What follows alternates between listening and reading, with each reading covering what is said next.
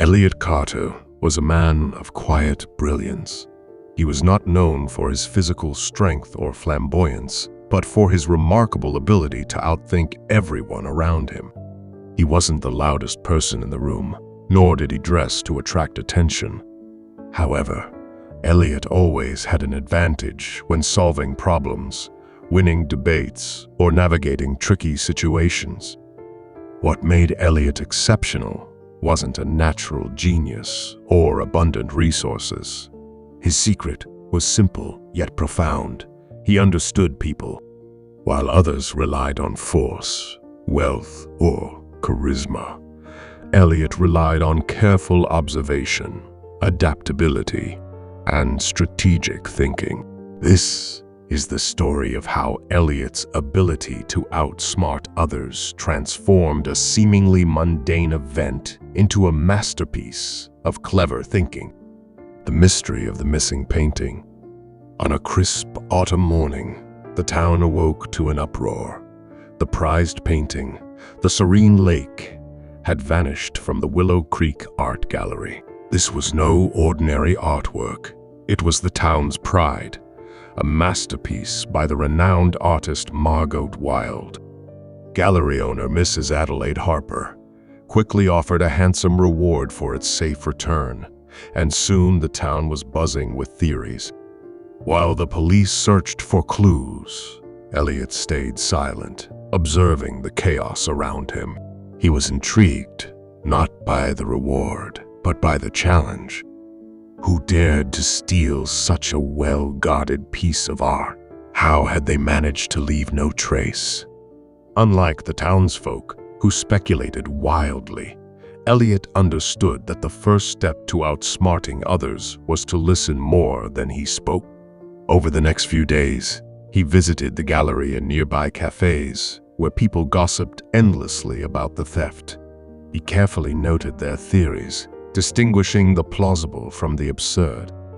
One critical detail caught his attention during a conversation between two gallery attendants, one of whom was a young woman named Clara.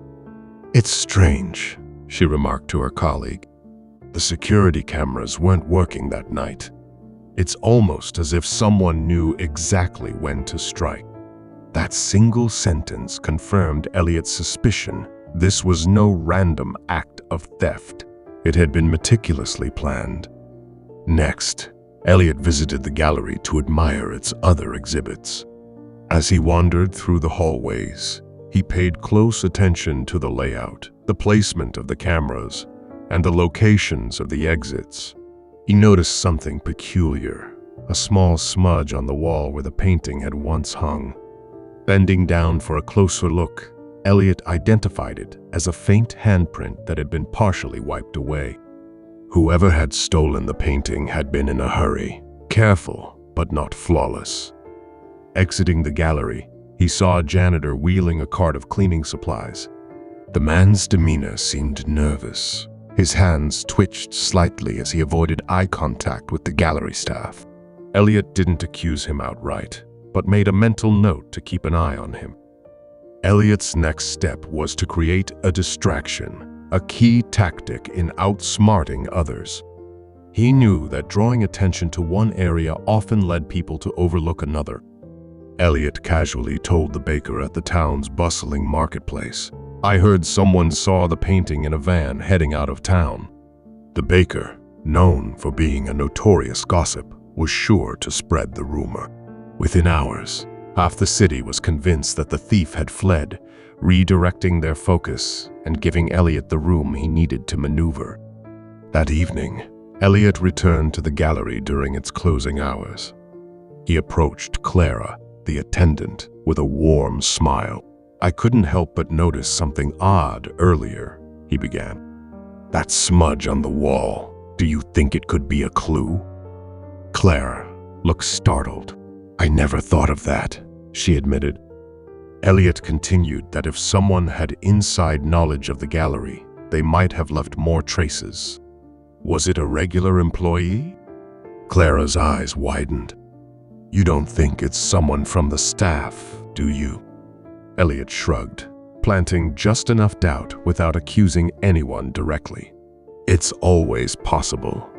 Sometimes the answer is closer than we think. Elliot decided it was time to set a trap.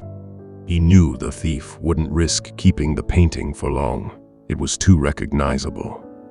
They would either hide it or try to sell it discreetly. Elliot approached Mrs. Harper, the gallery owner, with a plan. Announce that the painting will be returned anonymously if no questions are asked. Offer a drop-off location, a safe place where it can be left without being seen, but make sure the area is heavily monitored. Mrs. Harper was skeptical but desperate.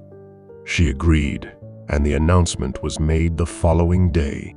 The drop-off point was set at the abandoned train station on the outskirts of town. Elliot stayed hidden at the train station that night, accompanied by a handful of discreet police officers. Hours passed with no sign of the thief.